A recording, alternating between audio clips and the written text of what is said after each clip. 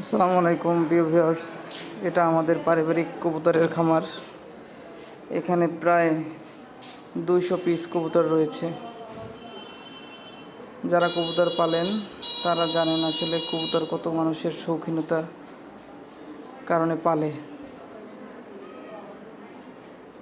এদের জন্য মাসে প্রায় 2 মনের মতো খাবার লাগে। এদেরকে ভালোবাসলে এরাও আমাদেরকে তাদের মতো ভালোবাসা ফিরিয়ে দেয়। দেখতেই পাচ্ছেন খাবারের জন্য এরা কিভাবে দৌড়ে ছুটে চলে আসতেছে।